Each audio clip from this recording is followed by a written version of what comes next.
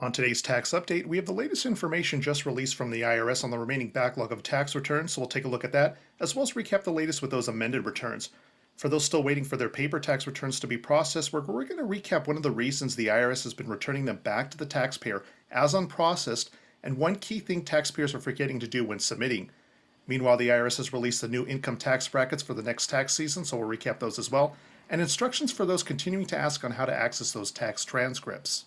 Starting off with significant movement on the backlog of unprocessed tax returns since our last update, as the IRS has cleared over 100,000 returns, mainly e-file returns, and those requiring special processing. The overall total amount of unprocessed tax returns is now at 842,000, down from 945,000 in our last update, with the e-file backlog reduced by a massive 100,000 returns to 800,000 remaining. However, we did see a slowdown in paper return processing, as that number is down to 42,000 remaining, which means the IRS has only processed 3,000 returns since the last update. Moving on to amended returns, which saw a decrease of 25,000 since our last update to now 869,000 remaining. Unfortunately, there was no good news on the processing of employer returns, which is important for those waiting on refunds due to the IRS still needing to process their employer's wage information, as we saw an increase to 43,000. Meanwhile, the backlog of amended employer returns also rose to now 779,000. For those who are waiting on ITIN applications, the IRS is currently processing those applications received in the month of August at this time. Now, on the topic of amended returns, as we have been reporting, processing has been averaging 5 to 7 months, but in some cases, depending on particular issues that may arise, that could take longer. Now, taking a look at this amended return, which was actually filed for tax year 2021, it was received by the IRS back on March 21st of 2022, and finally, just a few weeks ago on September 22nd of this year, was it finally adjusted. So it took the IRS exactly 18 months to move it to adjusted status. Now, this is the corresponding taxpayer's tax transcript on the right, and why that's important for those who have not access their tax transcripts is they might be able to see more detailed information on their tax status. Again, for those who don't know how to access their tax transcripts, we'll provide step-by-step instructions on how to do so later on in this video. Now, as you see here, the exam of this return actually began on April 28th of 2023, which was 13 months after they received it, and it took 6 more months for it to be completed. Now, as you see here, the tax transcript has a little more information than the amended status results on the left, which has not been updated to completed. And it should be noted the exam was completed just recently on October 2nd. Now, keep in mind, depending on what happens during the examination, you may see a refund adjustment possibly to zero based on the outcome of the exam, such as the IRS rejecting a claim for a certain credit, such as EITC or CTC.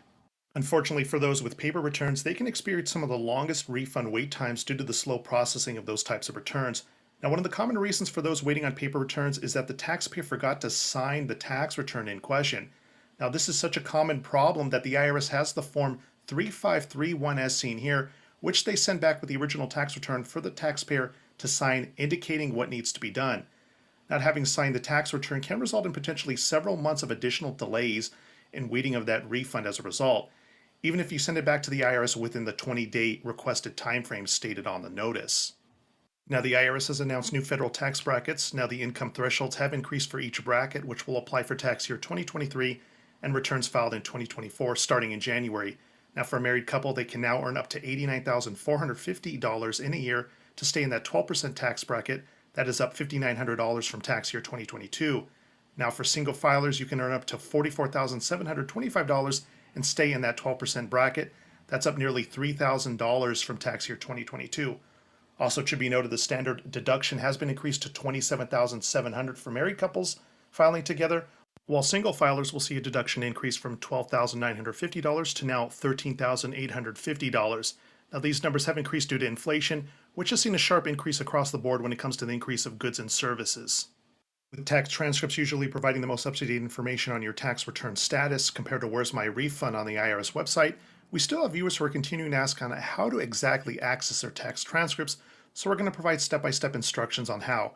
First, you will want to go to the IRS website at irs.gov and click the Sign into Your Account on the home page as seen here.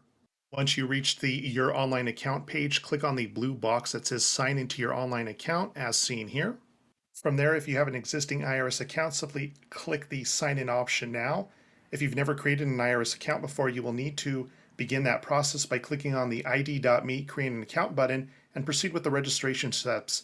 Make sure to have a valid photo ID available, and the process should take just a few minutes. Once you have created an account, simply log in. Once you're logged in, you will be taken to your account homepage. Click on the View Tax Records, which will be on the right-hand side of the screen as seen here. On the Tax Records page, click on the blue Get Transcript button under the heading Get Transcripts Online. On the Get Transcript page, select an option you need a transcript using the scroll-down menu, click on Federal Tax, no customer file number is necessary, and then click Go. From there, choose the appropriate tax year under Record of Account Transcript. Now, for some in particular paper filers who have not had the return process as of yet, you may encounter NA in place of the tax year as seen on the left-hand side of the screen, meaning your return is still not in the system. For those who do see their tax year, click on that. From there, the system will generate the most up-to-date tax transcript, similar to what you see here. Those 3-digit codes on the left are often important, and there are many different codes. Some of those codes can indicate a particular issue, so it's very important to check your tax transcripts. Ultimately, what you want to see is the 846 code, which indicates the IRS has issued you your tax refund, either via direct deposit or by paper check. Let us know in the comment section below about your ongoing tax issue. In the meantime, we'll keep monitoring the situation for further developments, so make sure to click on the thumbs up and subscribe button below for future updates on this channel, and thanks for watching.